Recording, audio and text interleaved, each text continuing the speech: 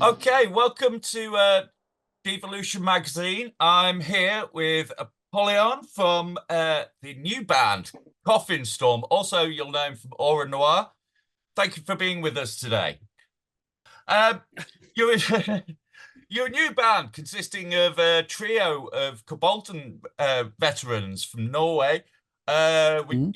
Your lineup consists of yourself, Apollyon, Bestial Tormentor from Inferno, and Darkthrone's Fenriz on vocals. And you all grew up in the same town, is that right?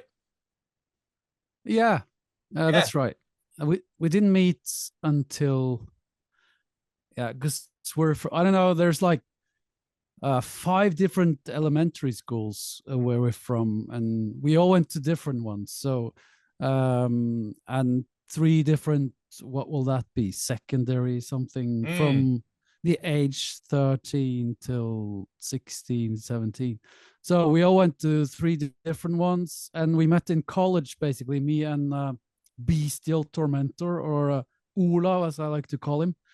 So, but Fenris never attended that school. So, I mean, just me and Olav, we met in college, and then we started the band straight away. Actually, that was Yeah. more of a doom metal, death metal, black metal, very schizophrenic in the beginning. But that's when we met and started out playing together. Yeah, that was Lamented Souls, wasn't it? That band. Was that Yeah, was that before Aura Noir or at the same time? yeah. No, it was before. It was before. Uh, or on yeah yeah, or on Noir was like, I don't know, 5 years later, I think.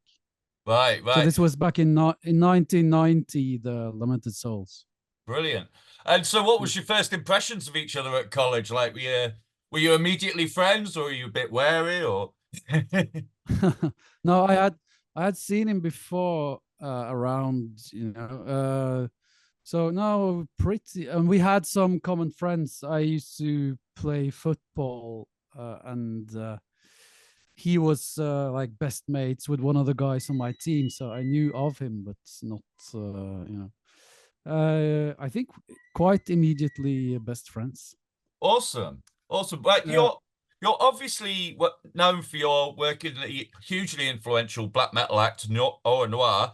Is this more traditional approach to heavy metal something that you've wanted to pursue for a while? yeah, or we have like pursued it with Lamented Souls, but we haven't been active for, I don't know, 15, 20 years or more. Hmm. Basically, since that Vortex dude who sings for all these bands, Hmm. he started out with us because he was also in my class, and we met in college, like first year. Um, but yeah, we lent him out to Vedbuens Ende, I think, and then he was discovered by Arcturus, and we haven't really seen him since. He went to Borknagar and Dimmeborger and all those bands. So yeah, Ah. not much activity going on there for quite some time. So that's basically what we tried. We would try to continue. All right, I don't know, but it wasn't really. I thought it would be much more Lamented Souls or classic Doom, as I've told people 100 times before. But the only thing remaining is really that title track song, Arcana Rising, that is an old Lamented Souls track. Yeah, yeah. That's Yeah. yeah, that's the most well, there's two tracks on the album that I've sort of classify as doomy, and that's one of them, Mhm. definitely, definitely. Yeah. So, and like you say, initially this was intended to be a doom metal album, influenced by the likes of Candlemass, and I can hear that in there very much so. Was it the Mm. addition of Fenriz that changed the vibe up to a more sort of mid-paced, chuggy, headbanging sort of style, or were you going that way already? Oh, that was the plan from the get go. I think it was because I was going to play drums, and then I said I don't want any fast stuff. I just want this to be an enjoyable band, like Mm. fun to play. And then then the fast stuff was not one of those elements that I consider fun, at least behind the drums. So Sure. so yeah, we decided on that pretty early. No live playing and only slow mid tempo songs, but still, not pure slow like the sludgy doom style, because then I don't know, we kind of look to Epicus, Doomicus, Metallicus, because that has faster parts too, and I don't know. In the end, it's kind of doom metal to us, but more thrash, slow thrash, maybe. I don't know. Yeah, it comes from that classic era around about 1984, 85 or something, like around about that time when you had King Diamond with Merciful Fate and with his solo stuff as well, doing really exciting stuff. That's the sort of era I came up in too, So I remember those Speed Kills compilations when you get a few little bits and pieces. So is this is this like your sort of like 80s love letter? Is this like, to that to that classic era? Yeah, we didn't plan it to be though, but yeah, it's just the stuff we like, and it's the riffs we came up with, I think, and the sound is probably a bit, I don't know, rehearsal space ish too. Well, it sounds very authentic. It does. Even if it isn't, or no, it's very authentic. But I mean, it's from the it's actually maybe 3 of the first songs are from a rehearsal that we just recorded, and then I thought we would go to a proper studio to record all of it, but everyone liked the sound of those rehearsal drums, so we just did it on the next couple of sessions as well. Oh, great. Yeah. So is that like kind of like jam room style? And because it says here you've used a couple of different studios, so I suppose that's where that would come from. You've done the rehearsal tapes, and then you've cleaned them up somewhere else, and that kind of thing. Did. No, yeah, we kind of recorded mostly the drums at the rehearsal space. But it's a tiny room, concrete walls and all, so it doesn't sound all that great. But I just took everything back here and did mixed the drums and we played all the guitars and bass here. Maybe we kept the one guitar that Bestial Tormentor played while I was doing the drums, like the guide guitar. I'm not even sure. And then we went to Fenriz's place to record the vocals in his kitchen or whatever. Yeah. Well, fans of Fenriz who know him from Darkthrone might be quite surprised to hear this record, because he really does. He has quite a range on this record, and he does embrace that kind of like Candlemassy, almost operatic thing, and even a bit of King Diamond in there as well. It's certainly for me as a long-term like sort of Darkthrone fan, it was quite a surprise, because I saw his vocal on it. I thought that's going to be gruff and gnarly, and it wasn't. But he haven't gruffed for some time in Darkthrone either, has he? No. Or I don't know. I don't know. We always been a fan of his vocals and his clean vocals, especially maybe. So yeah, it was just what we hoped for. Absolutely. Absolutely. Well, I'm talking to you from Leeds, and Leeds in the UK, and Peaceville Records is not far away from here at all, over in Bradford. Yeah, where it started. And I remember back in the early 90s, like we knew about Peaceville because it was like the local label, but we knew them mostly for like Paradise Lost and the Anathema, My Damn Bride, that sort of thing. And then black metal came along like a storm, just took it over and became the main concern. And you were obviously, instrumental. And it came out of this. I find it quite amazing. It came like your end of it came from this small village where, village town. I mean, I lived in Bergen for a year, so so I know what Norway's like, and I can vouch for the environment being very conducive to creativity. Do you feel that way in Norway? Because I found it very inspiring when I lived there. the landscape. At least, you know, the black metal atmospheric part is quite inspiring. And yeah, I think it's, yeah, to anything it's inspiring to like go out for walkies and things. But yeah, probably it's especially easy for us to have all that, even in around Oslo. You know, if you take the tube to the end stop anywhere, you can just go straight out into the forest and walk for hours. So yeah, we're pretty lucky to have that.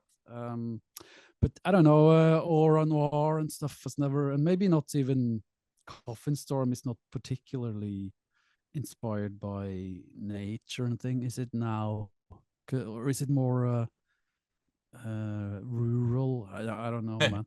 But, Well, one thing I yeah. found when I was there, I don't know if it was like this when you were growing up, but it certainly is now. You can rent a guitar from a library in Norway. I did a couple of times in Bergen. And it seems that there's a very sort of progressive attitude to encouraging music with like young people. Was it like that when you were growing up, or is that a new thing?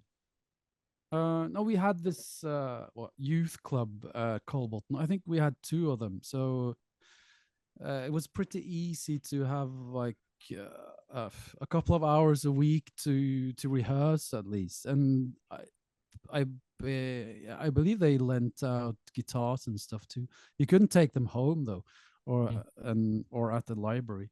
I think Sweden actually is even better at that stuff. But yeah, we're getting there. Well, it's amazing because in England we have nothing like that. Like kids aren't encouraged to make music in England. Yeah. So, what are the future plans for this project? Is it a one-off, or do you plan on doing more?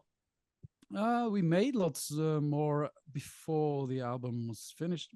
To Fenriz's frustration, why do you keep making more songs? Yeah, the album is not out. But yeah, I think we made like 3, 4 more, or we actually have several, maybe 10, 15, but we kind of tear them apart and put them back together because some are more productive than others. And yeah, at least not, I hope not one off. We have a contract for 2 albums with Peaceville. Awesome. And then I hope we can do something again. We haven't practiced since before Christmas now though, because we lost our rehearsal place, but we will find a new one. Right. So yeah, I mean, it's obviously with Fenriz in the band. Are there plans for live work? Probably not. No, not really. No, I didn't think so. No, but even before he joined the band, that was one of the things we agreed on, to not play live, because you know, when you're 50 years old, then it's difficult enough to meet up once a week or once a month. So having that time to just produce new stuff is more fun than, you know, rehearsing old things, because you have a live show to prepare for. So we prefer to just make new things whenever we meet. Yeah, that's one of the wonderful things about the black metal scene and the Norwegian scene. It's that in this day and age, there's not really that, but you can do studio projects in this day and age. It's fine. No one's gonna give you shit about it. You know, I know that because I'm 46 myself, and I did a gig at the weekend, and that took it out of me for like 3 days. Yeah. Right. So once again, this is out now. It's on Peaceville Records. Fantastic record. Really enjoyed. It's just fun. It's a really fun listen. It's in the same way, like the kind of stuff that I came up on, where it was just good headbanging, and it's from what you say about how you recorded it, it's come out like very, very powerful. It's very strong recording sound. It's very solid. So is that like, were you going for that when you took all those tapes home and stuff like that? Have you got like, you know, all the necessary cleanup, you know, to make it sound that big? You know what I mean? I tried to clean as little as possible, actually. So, but I'm not, by any means a professional sound engineer, and I did go attend a school like some 10 years ago just to learn the basics because I know what kind of sound I'm after, just not how to get there always. But yeah, I try like um I think one time first I spent so many months on this, maybe years even, but I found I had to use too many plugins and things to make the drums sound right. So I changed my whole subscription on sound effects, and I found one that had like a mixer copy or whatever you call them, emulation. That's that made everything like open up more, so I could use less. I hardly use any effects at all on the drums, and I try to compress as little as possible, and Yeah. obviously there are some cleanups here and there, but mostly it was difficult, probably because I only use 4 microphones and in a small room, so there were loads and loads of cymbals, but and I wanted the toms to be powerful, but then if you yeah so and in the end maybe it's too much cymbals, but if it hadn't been, then I would lose the toms as well, so I had to Yeah. make some negotiations and for the better. I should say for our readers, I'm only saying clean up in comparison to early black metal recordings. Like, Yeah, so yeah, yeah, it's still solid. very raw. It's still Yeah. an aggressive primal heavy metal record. But Yeah, yeah. but the width of it, it was the width Mm. that got me. With producers' ears, I just noticed it was like quite wide and Yeah, chunky. So yeah, yes, yeah, yeah. Hopefully, but I mean, it's not very professional. But we love, rehearsal tapes, and we always, found it, or not always, but many times, were disappointed by band's first releases, especially back when you're talking about early '90s, when mm, they went to the same studios and got the same sound, mm. basically. So we like to sound like ourselves or something, at least not like everyone else. Absolutely, absolutely. Mm. I was talking to our editor. She recently did an interview with Isham from Emperor, Mm. and we still call him Isham from Emperor. And I was saying to her, no, we shouldn't, because he's just done one of the best albums of this year, and people keep asking Yeah, about him, about stuff he did when he was 17. And yeah. I'm kind of conscious of the fact that I've kind of almost done the same thing here. I've asked you about loads of stuff from when you were younger, like not the album we're talking about now. So I really want to focus on the album we're talking about now, Arcana Rising. And it's 6 tracks, but it's still 45 minutes long. So you've got these epic tracks, but you kept it Mm. interesting. It keeps it's pacey, it's flowing. Like Yeah. was that the intention to like really explore longer form songs? Not really. I think partly it's just because it's slower music. So when you Oh, I play suppose a so. riff for four rounds, it lasts 30 seconds longer than if you play them fast. But I think the Yeah. only intentionally long song is the Open the Gallows, the 10-minute one. Mm. Hmm. That I originally I was picturing like some kind of Orion or Call of Cthulhu instrumental something, but we threw vocals on it, which I'm very happy about. Yeah. But that was basically the only song we kind of had a plan. The others just I don't know, became we weren't aware of it until we got home, and wow, it's 6 or 7 minutes or something. We tried to keep it interesting, and I Yeah. think we succeeded on at least over 50% of the songs. And I've been listening to them so many times now, back and forth Mm. to work in the car to check the mixes for a year or two. So I'm tired of some of them, but it's some still sound great to me. Yeah, So that's absolutely. good. I always say making an album's like if a woman gets pregnant, it takes 9 months, and then you just. but at the end of pregnancy, you get to keep the baby. At the end of making an album, you have to give it away. Yeah. Send it out into the world, let it grow up. Right. Yeah. Right. So, absolutely, thank you for being with us today. The album's out now. Everyone go out and check it out. Thank you so much for being with us today. It's been an honor. No worries. Take care. Thanks for having me. Okay, Cheers, you bye. too. Bye-bye. Bye.